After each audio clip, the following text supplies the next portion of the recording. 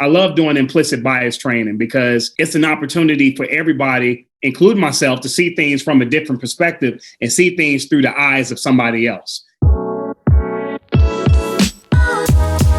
Grew up in the inner city of Indianapolis. Bullying was an everyday thing for me, just trying to survive, dealing with the trauma at home, then dealing with the trauma in my neighborhood, and then dealing with the trauma at school. I felt like I never had an outlet. So I played sports, and that was my way of escaping.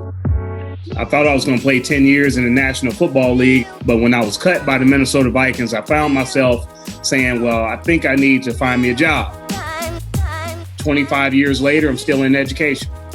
I love reading The Truth, the autobiography of Malcolm X. That book really changed my life.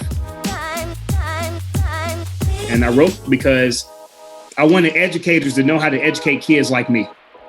This is what I needed. So you wasn't able to give it to me, but maybe you can give it to the young Derek or the young Tim. I meet educators all over the world and I see how they treat kids. Sometimes it's not the kids. Sometimes it's our response to the kids' trauma.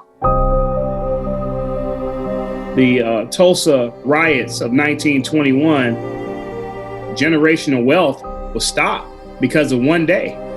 You had folks who were millionaires, who owned businesses, and everything was burned to the ground. I don't think that's really being taught. That type of information is being taught in schools.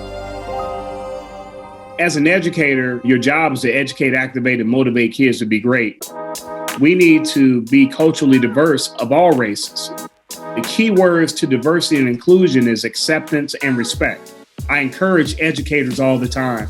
Find someone in your school building that doesn't look like you, that you may not know a whole lot about, and sit down with them and have a conversation. That's how you get to know people. That's how you break down those cultural barriers.